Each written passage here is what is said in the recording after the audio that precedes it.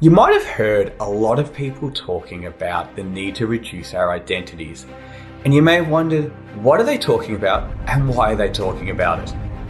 You see, most of us have a pretty good understanding of what an identity is, and the way we normally consider an identity. So that might be, I'm from this particular country, I'm married, I'm a father, daughter.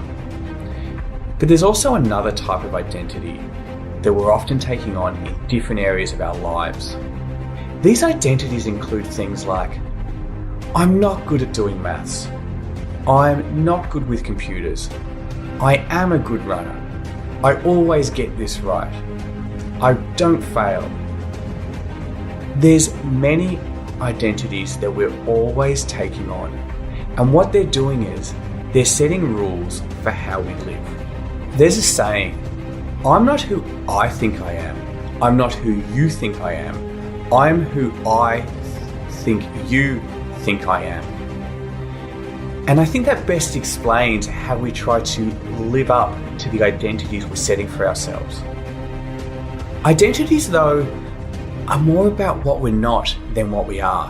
When I take on the identity of being Australian, I say, I'm not the rest of the world. When I barrack for one football team, I exclude all the other football teams. So identities are actually about exclusion. And as a result, reducing ourselves. You see, every time we take on an identity, we remove everything that we're not. So every time we do that, we're reducing ourselves down further and further.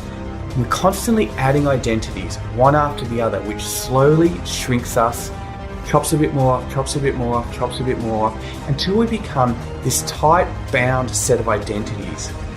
And when life is not in line with those identities, when things are not going the way we want, that work for those identities, then we quickly get frustrated.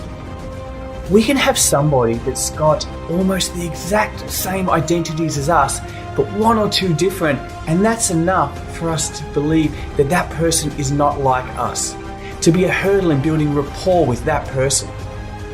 So to take life as it comes, to be accepting of life and to reduce our suffering, we need to reduce the rules around how we are going to operate. We need to be able to behave to the situation, not live up to a set of identities that we've built for ourselves, and create barriers between us and other people based on those identities. If we want to live life in full stride, we need to seek to dissolve our identities. Then we can live an accepting and an inclusive life instead of seeking to exclude.